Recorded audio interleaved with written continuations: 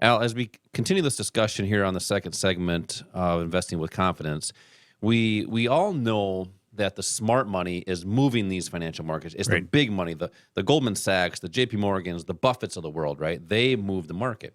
So it's important to understand how they do that, but then learn techniques and strategies to trade with them. You mentioned in the beginning, we can't trade against them. We have to trade like them or follow the smart money. Now, the stock market has been soaring lately, which really means the stock market is very expensive, Right. right? Now, there are techniques, or I should say assets, that the smart money is using with the stock market. You have options, futures, and Forex. Let's start with the futures and Forex market. Now, these are leveraged asset classes, which means they have buying power. Let's dissect that a little bit. Why might somebody want to gravitate towards the futures market? Because we see so many people looking to utilize this leverage. Yeah, let's talk first of all why people might look at those assets to begin with. Why the futures market, the foreign exchange market, or the options market? Well, a lot of people, in fact, a lot of the students that come into our classes, they say that their interest, with their goal, is to generate more income. And that's their top goal. Well, when we're talking about income, what we're talking about really is the net result of short-term trading that includes your wins, losses, and then any commissions or cost of trading. And the problem with what Wall Street does for most of their clients is they put them into a strategy that is really more long-term. It's that buy and hold strategy, which is something that they emphasize the fact that you are looking at this as a long-term investment. Look at it for decades, not just this year or next year, what's happening. But if you have short-term income goals, it's pretty hard to do that with a long-term strategy. So the short-term strategies that are available are within the options, the futures, and the Forex markets.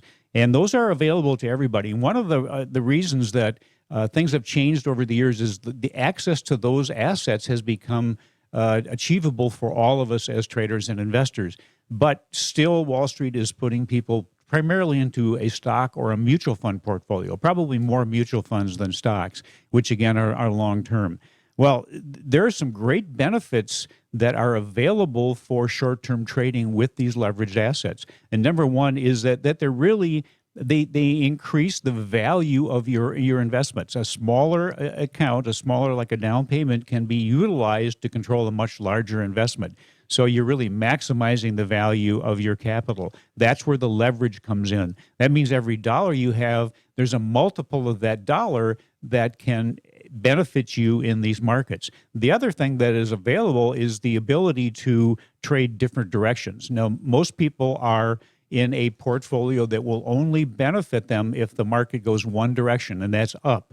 If you think about it, if you have a mutual fund or a stock, how do you benefit from that? It has to go up in value. They don't always go up in value. They sometimes go down, or sometimes they just stay flat. These assets like futures, Forex, and options can be used in all three directions. You said that upward a couple times. You're not bringing back Cardi B, are you? Never again. Well, think about this too, Al. These markets, having them open 24 hours gives more opportunities in the evenings too. Right. That's another advantage with futures and Forex. They are available essentially 24 hours a day. So you have many more choices as to when you're able to do this. If you have a job that keeps you kind of occupied during the 6.5 hours the stock market's open, it's kind of hard if you're going to be looking at utilizing something on a short-term basis. You're right. And just to give some example on the leverage Al is talking about, in the stock market, for every penny, the investor creates a penny, right? In the futures market, price increments are a tick. So, for instance, if you're going to trade the S&P 500 and you want to move one price increment, that's actually $12.50, or 1 point is $50. That's the leverage that allows you to utilize. And that's the great thing about the futures market, is that leverage, but also it being open 24 hours a day gives the average investor, the average person, the opportunity to trade and invest any time of day. I'll cover the Forex market now, because that's the largest and I believe the best market that's out there, because the leverage, 24 hours. Explain what that is and why might somebody want to gravitate towards that one. Yeah, the Forex market, that's the foreign exchange market, where you're looking at the difference in exchange rates between two different currencies. It allows you to trade on a global platform, a global strategy, to take advantage of what's happening in other countries. That market really was intended to be used by large international corporations that need to be concerned about the currency values in the countries that they deal with. So we can now utilize that market as traders and investors, and it can be used both kind of in a short-term method and then also long-term, because oftentimes the trends in the movement of these currencies can be long-term. So you can use it in your retirement accounts, and you can use it for maybe what we would call swing trading, which is maybe a few days to a few weeks to maybe a month or so. So you have some versatility there. Josh mentioned 24 hours. These markets are open 24 hours. It is the biggest market in the world, trading over $5 trillion a day. So there's a lot of liquidity there.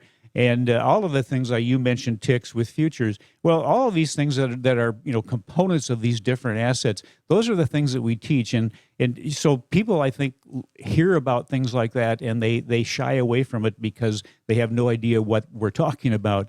And that's true of anything that you haven't done before. So the education is available. And the interesting thing is that almost everybody that comes into our classes knows about the stock market, knows about mutual funds, and that's what they think they're going to be investing in.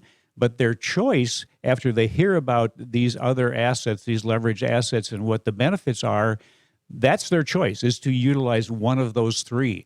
And the great thing is that depending on what your goals are, what your expectations are, one of those three might be better suited to you. And education at the Online Trading Academy is available in all of those assets.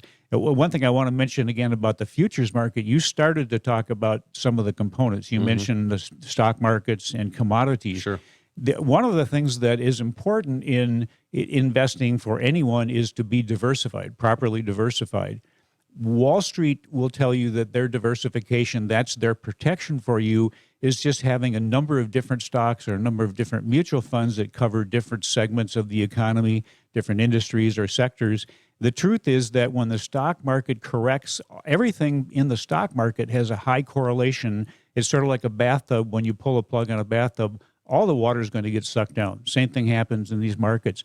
In the futures market, the commodities really have very little to no relationship to what's happening in the stock markets. You can trade grains, you can trade your favorite lean hogs, you can trade oil, gold, silver, currencies, interest rates, a number of different things there. Maybe you utilize the Forex market as a diversification if you have some stock holdings, or maybe you're trading options and you also use the Forex market. You can trade options on futures, you can trade options on the foreign exchange trades, you can trade options on stock. Yeah, well, think of it this way too, with the greenback, the United States dollar devaluing for the past 50, 70 years or so. Sure. Mm-hmm. And not hedging yourself on that. So because every dollar that we have is losing value every single day. And going back to kind of some of the components like we talked about in the futures market, in the stock market, every penny in movement in the market is 1 penny. Every penny in the Forex market is considered every movement price increment is a pip. So for 1 penny, there's actually 100 price increments.